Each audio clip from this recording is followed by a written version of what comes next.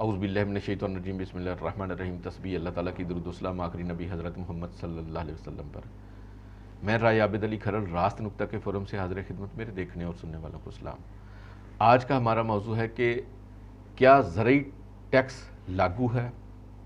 اور اگر زرعی ٹیکس لاگو ہے تو کتنا وصول کیا جاتا ہے، کون وصول کرتا ہے اور کیسے وصول کیا جاتا ہے۔ عام طور پر یہی تاثر دیا جاتا ہے کہ زرعی ٹیکس پاکستان میں لاگو نہیں ہے، اور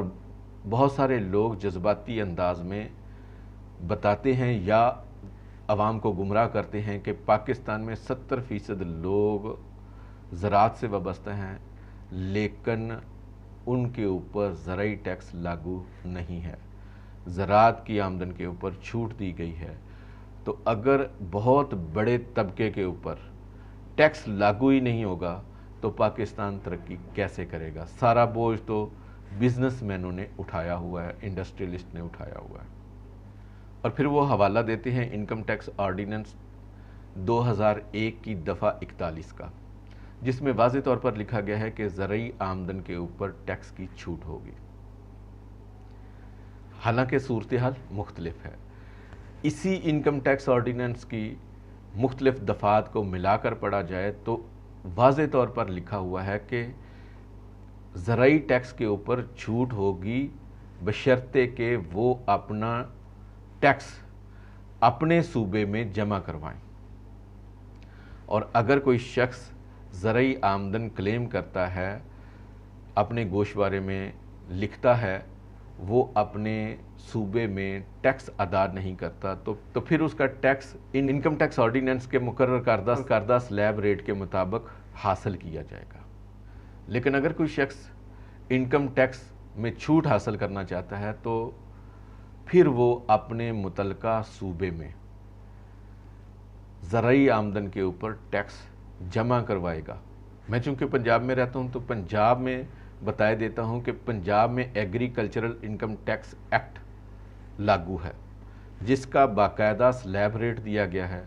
جس کا باقاعدہ طریقہ کار دیا گیا ہے کہ وہ اے سی یا ڈی سی کے پاس جا کے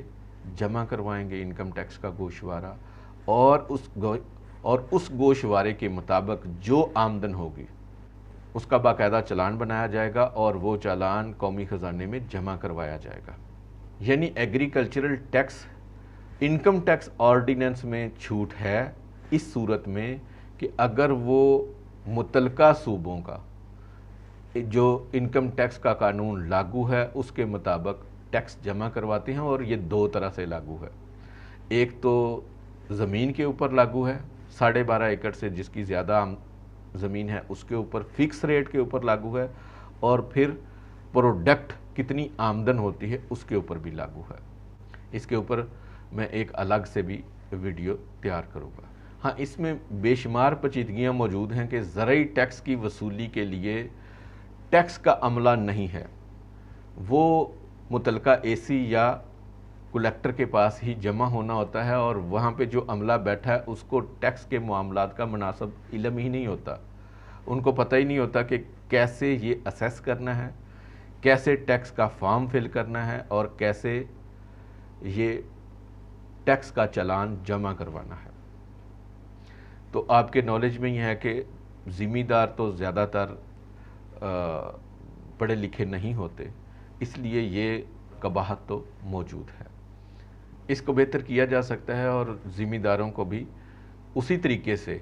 فیسیلیٹیٹ کیا جا سکتا ہے جس طرح کے کاروباری حضرات کو کیا جاتا ہے،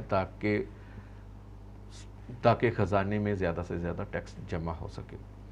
ہاں، اس سے متعلق جو یہ تاثر دیتے ہیں، جس سے زیادہ تاثر عام ہوتا ہے کہ زراعت کے اوپر، زرعی شعبے کے اوپر ٹیکس نہیں ہے، زراعت کے اوپر ٹیکس نہیں ہے۔ ذمہ داروں سے تو دو طرح کا ٹیکس وصول کر لیا جاتا ہے۔ انکم ٹیکس، صرف انکم ٹیکس کی بات کر رہا ہوں، یعنی کہ فکس ریٹ کے اوپر اور پروڈکٹ کے اوپر، جو پیداوار ہوتی ہے اس کے اوپر دو طرح سے وصول کر لیا جاتا ہے۔ لیکن جو زراعت سے متعلقہ دیگر لوگ ہیں، مثال کے طور پر کوئی کمیشن ایجنٹ ہے، کوئی شیلر والا ہے، کوئی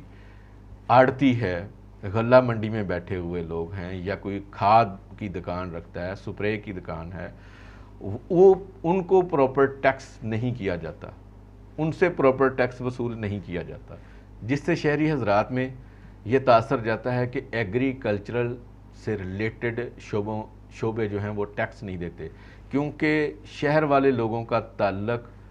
ज़िम्मेदारों से कम ही होता है, वो मिडल मैन के साथ ज़्यादा ताल्लुक रखते हैं। वो आड़त सब्ज़ी वगैरह जो लेते हैं वो ज़िम्मेदार से जाके नहीं लेते, वो सब्ज़ी मंडी से लेते हैं, तो सब्ज़ी मंडी वाला टैक्स नहीं दे रहा। तो इसका मतलब ये नहीं है कि ज़िम्मेदार टैक्स नहीं दे रहा, टारगेट ज़िम्मेदारों को किया जाता है, हालांकि वो टैक्स दे रहे हैं, और अगर कोई कमी बेशी है तो उसको कानून के ज़रिए पूरा कर लिया जाना चाहिए। और इस हवाले से सबसे पहले ये इकदाम करने चाहिए कि या तो मुतलका एसी के पास एक शख्स को ट्रेंड किया जाए कि ये एग्रीकल्चरल टैक्स से मुतलका मामलात को हैंडल करेगा। वहाँ पे जो बंदा बैठा होता है या तो वो टैक्स लगाता ही नहीं है, अगर लगाता है तो कम लगा देता है, या फिर गुस्से में आके ज़्यादा टैक्स लगा देता है, पैदावार ज़िम्मेदार की उतनी असेस करता है कि वो ज़िम्मेदार बददिल होकर भाग जाता है, क्योंकि उसकी उतनी पैदावार होती नहीं है जितनी वो असेस कर देता है और उसके ऊपर टैक्स लगा देता है। तो जो जितना टैक्स बनता है उसके हिसाब से लगाया जाए तो सब लोग टैक्स देने के लिए तैयार हो जाएंगे।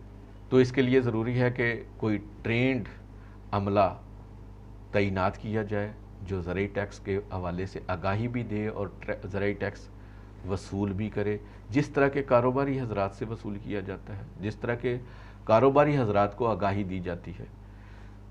बिल्कुल उसी तरीके से ये मामलात को हैंडल किया जाना चाहिए।